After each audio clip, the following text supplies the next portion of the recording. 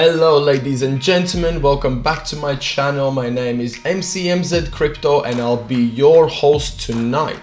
Tonight we got a lot of things to talk about. There's been a lot of events happening in the world of crypto. So we're gonna talk about Bitcoin and Bitcoin charts. We're gonna talk about general markets and how the general markets affect the prices of cryptocurrencies such as Bitcoin and other altcoins, and how they relate to it, the current state and the current condition of general markets as well as the cryptocurrency markets. And also we're gonna talk about three main altcoins tonight, so make sure you stay tuned till the end of this video to see analysis of those three top altcoins. And by the way guys, if you are really busy and you're doing something else but you really want to see the analysis of those altcoins, jump down in the description, there are timestamps down there. Without further ado, let's jump in, buckle up and let's see you in there. Right guys, let's see where we are, what's happening in the world of crypto. We can see that Shiba Inu, Solana, Matic and Compound have been added to the Robinhood crypto exchange, crypto trading exchange. So basically Robinhood is a trading application that gained in popularity massively in the times of pandemic. It grew in its size during the pandemic massively and became so popular within the retail traders. So I think initially they only had Bitcoin and other stocks there, but now they start adding a lot of other cryptocurrencies, and it seems like they have got their hands on the top cryptos such as Shiba Inu, Solana, etc. So what we're gonna do as a part of this video, we're gonna look into three of those altcoins. We're gonna look into Shiba Inu, Solana and Matic. We're gonna look at the charts and we're gonna analyze them. But without further ado, let's jump into the Bitcoin charts. So we are in the charts of Bitcoin right now, and we can see that we have this triangle here that we were talking about last week. So what has happened is that we got rejected. By this area here. As you remember, there was a massive VPVR resistance and it's still here. This is what we got rejected by, and we fell back into this triangle. So due to the fact this has happened, now we are in a much stickier situation than we were last week, because typically if the price breaks out through the line of resistance, especially through the triangle, and then gets rejected and fall back into it, that is not good news. Actually, oftentimes what happens is that the price not only comes back inside the triangle, but oftentimes it breaks through. At the moment guys, what is happening, the price is being supported by the line. There is another line, I believe, somewhere here. You see, a lot of people are using trend lines in a different ways, up to the point where it becomes a self-fulfilling prophecy. A lot of people actually cut off the wicks and they use the candlestick bodies, and they use them for the trend lines. And it might be a valid trend line to some, but to me it's not exactly a valid trend line. I like to connect the candlestick wick, the candle wick bodies, the candle wick extremes, either lows or highs. That's simply how I do it. Sometimes though, what I do, I put two lines. When I can see a clear trend line, which I can actually see in this scenario with Bitcoin, because the price has respected it at least once, twice, three, four, 5 times. So now we are in a time on a 5th time respecting the same trend line, so I cannot ignore it. I have to put it on, but I will always keep my other bottom line as well, or the one that's touching just wicks, because I've seen in my experience what oftentimes happens is that if we break down this first line of resistance, a lot of people will jump in and they'll be like, oh, short, but actually price might come down and literally just kiss this second line on the wicks and then reverse quickly up. So I'm not jumping into any conclusions just yet of what's gonna happen, but I'm gonna keep my eagle's eye closely on both of these lines. So currently we are being supported by this by this first line of resistance. Let's see what the price does tomorrow, but I wouldn't be surprised if tomorrow I wake up and the price is somewhere down here. Then we're gonna reevaluate this situation. What I wanted, what I wanted to talk about is this. Let me show you. So like I said last week, we were talking about this triangle. Now that it's kind of now that the price broke through it and fell back into it, we cannot class it as a triangle anymore. We need to be agile. The technical analysis is one of those things that you have to follow really closely, because things do change. Price changes every single day. The structure of the price imprint changes constantly. So we can't just leave these old technical patterns on the screen and think that they're going to work. If it's failed, it's failed. So we need to move on. We are technical analysts. We need to simply follow what the price is doing. So I've noticed this, actually this thing here, you see, it's no more a triangle. It, to me, looks more like a channel. It looks like the Bitcoin price is now trading within this channel. But if we zoom out on a daily time frame and we look, what will happen if Bitcoin actually breaks this channel? If it breaks it to the upside, then it's all good and well. But if it breaks the bottom line of this channel, we can potentially be in a very, very deep trouble. So to be honest, I am not seeing much support until we get down to sort of 12,000. Yeah, it's about 11,800, 12,000 area. That is fully possible to happen. And I mean, everybody who tells you that this will not happen, they are liars. They cannot confirm, they cannot guarantee. Nobody can guarantee that this is not going to happen, right? So let's actually go to Bitcoin's monthly chart and let's see what is happening there. There is one interesting thing that I found on a monthly chart, and as you can see, guys, monthly charts, as you know, are very, very reliable. If we put on 50 moving average on a monthly chart, let's look at this picture. So if we break through this bottom line of resistance, I am pretty certain that we're gonna come down and retest this 50 moving average. This could be a further drop of 30%, over 30%. And the reason I believe this could happen is because if we look back in the history, we can see that in 2019, in the bear market of 2018-19, and in the COVID crash of March of 2020, we came down exactly to retest this 50 monthly moving average. So since then we had a humongous run. Since the March 2020. We gained 837% in the value, which is absolutely crazy. What stock does that? You know, I haven't seen anything like that. But everything that goes up at some point has to come down. So it seems like we are coming back down to this 50 moving average. 50 moving average, especially on longer time frames, serves almost as a magnet, because institutions use it, big traders use it, and the retail traders use it. They use it on the monthly charts and they use it on daily charts. But 50 moving average is a very, very important indicator in trading in general. So if the price comes down to 50 monthly, then that would be somewhere in the region of $27,000 to $25,000. A lot of YouTubers, a lot of analysts are actually talking about Bitcoin price going down to 24,000. I believe that is very, very possible, and my explanation of that would be that it's going to come down and touch this 50 moving average. Okay, so enough about Bitcoin. Let's go and see what the DXY index is doing. As we can see here, this is DXY on a weekly chart. dollar index. So basically, if we take it to a daily chart, we are just mega bullish. Like we can see from the 1st of June 2021, from the last year, we've just gone into this massive rally up, and it's still not showing any signs of cooling down. The only place where I see it could have some resistance is around this 102 area, 102 area, but technically it still has, you know, days if not weeks to go to there.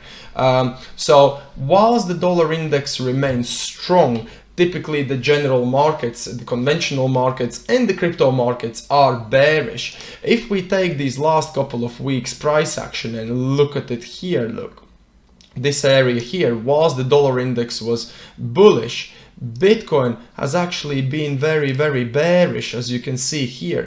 So there is definitely some confluence, and it seems to be a negative correlation with the DXY, with the dollar index. Same goes for the traditional markets. But one thing I want to tell you is that there is no perfect negative correlation from Bitcoin to dollar index, but it certainly seems to rhyme. So if you put one chart next to the other, so dollar Bitcoin, you're not going to see a perfect correlation or perfect negative correlation. You simply see that where dollar is strong, Bitcoin is weak, and where you see dollar strong, you see general markets weak. And it certainly has been the case lately. So let's check what the S&P 500 is doing, and let's check it on the weekly chart. So S&P 500, as you know, guys, is the stock market or the stock market index that has the largest amount of money in it in the world. It's basically 500 top American companies, so including Facebook, Amazon, Twitter, Google, and all these big corporations. So it's a one sort of basket index of index of tickers, and this is it on the screen. So as you can see, it's been in a huge bull run since March 2020, since the COVID drop. It started going in this huge uptrend in this channel, but now we have finally broke through it, and it seems like we are going in a correction. We basically dropped down quite a lot, almost touching the lines of getting into a bear market. We dropped down to 14%, and a lot of analysts would actually say that if stock market drops by 16 to 18%, we are technically in a bear market. So we just escaped by a couple of percentages to being considered in a bear market. But we bounced back, as you can see, we bounced back here. The problem is that we bounced back, but we failed to break these highs. You see, we failed to break these highs. It's almost, you could consider this as a double top. Look, you can consider this easily as a double top. And now we are having this weekly rejection, big red candle.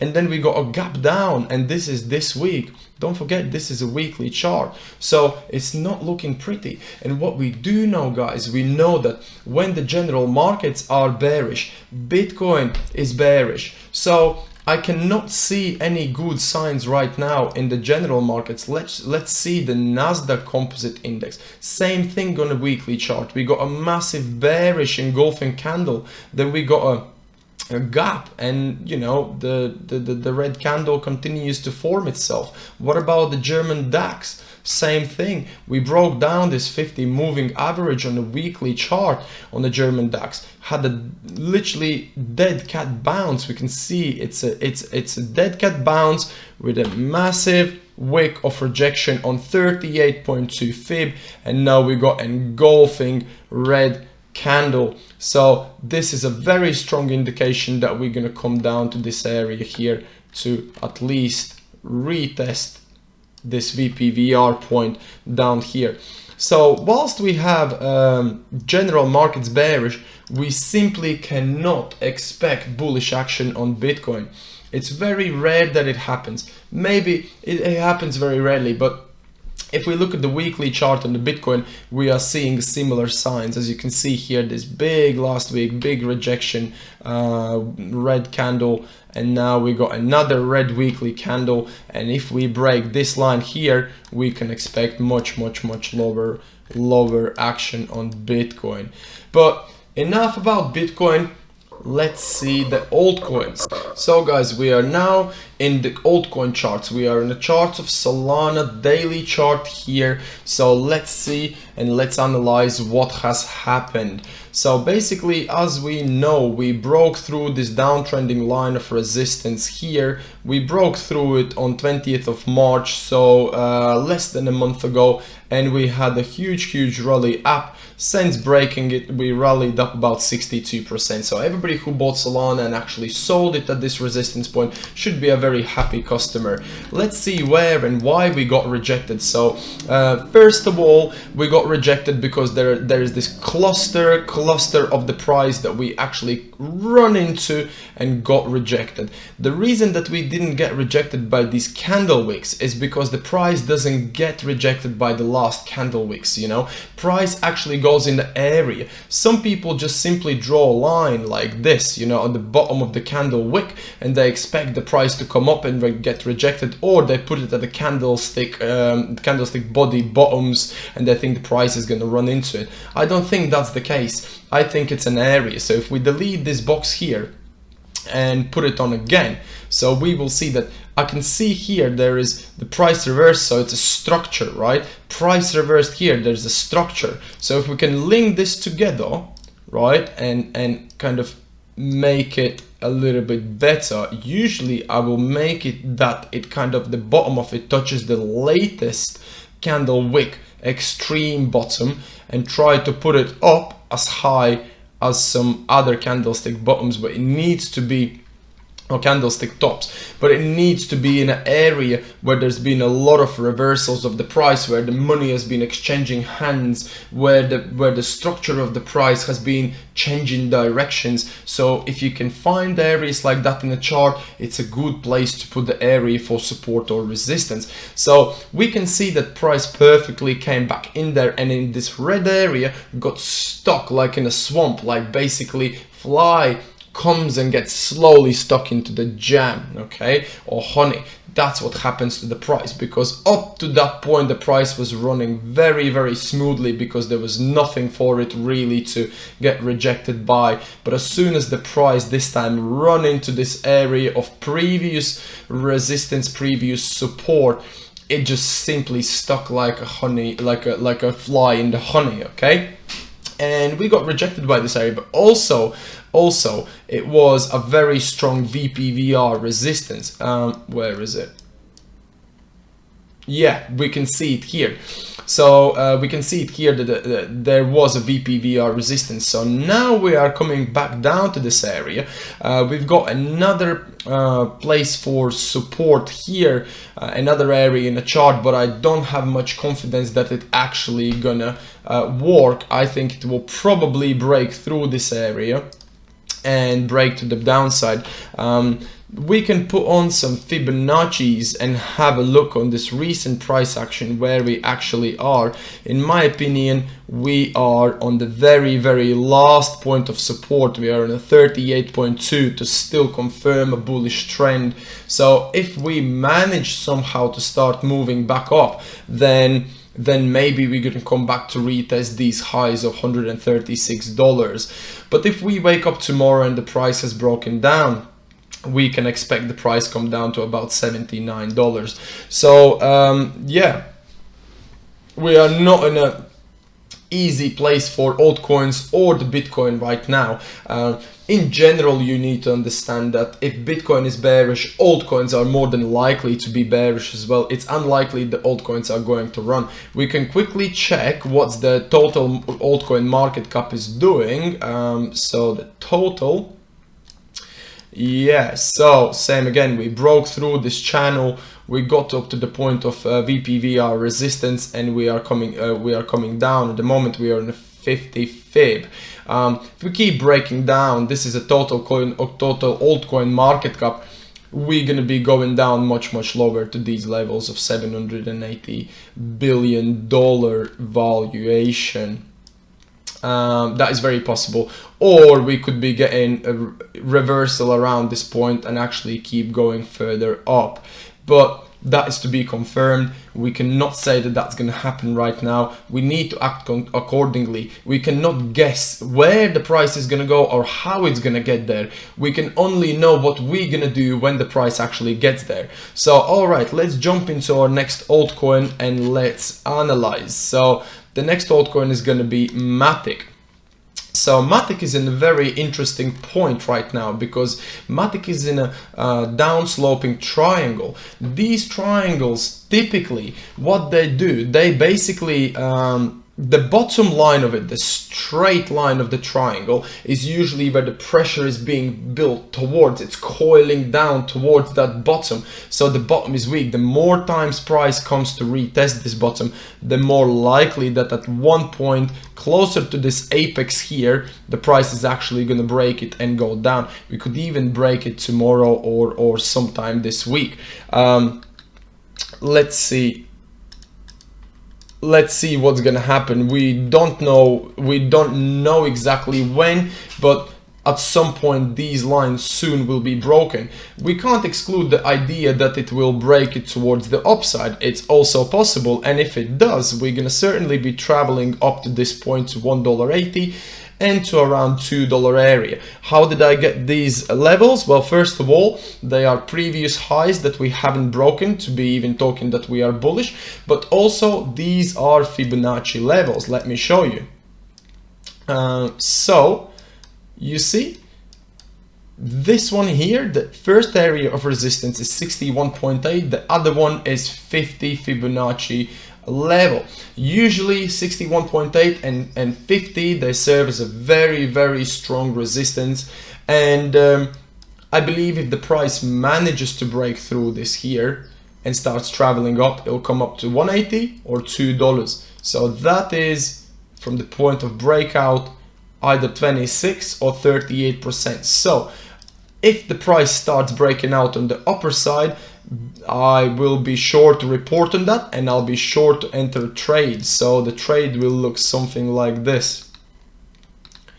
We're gonna put the stop loss somewhere below here, and we're gonna target two targets. The first one is gonna be at $1.80, and the other one is gonna be much higher at the 50 resistance, at the 50 Fibonacci.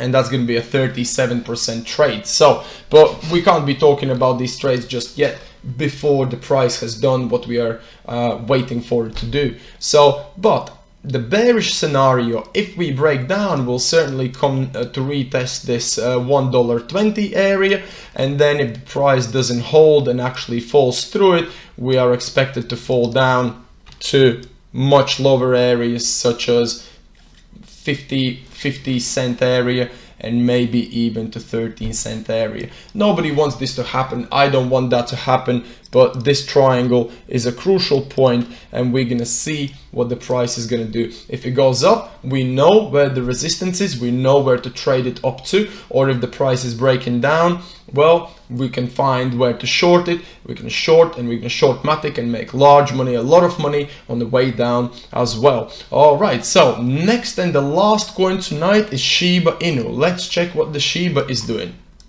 Right, so as we can see that we came down in this massive downtrend and started consolidating within this triangle, but now we come back to this VPVR point of resistance, which seems to be the heaviest on the chart. There is no heavier VPVR resistance as here, but as you can see, we've been kind of coiling up to it, and Shiba Inu is one of those coins that has such a massive community behind it that anything can happen. Even if the other markets are bearish, you know, Shiba Inu, it can just run like crazy. You know, it's proven it before. I mean, when it was running, it just reached crazy highs. Like, how many percent did it go up? And from down here, September 2021, it went up 1,189%. So whoever bought Shiba down here, congratulations to you. You probably made huge amounts of money.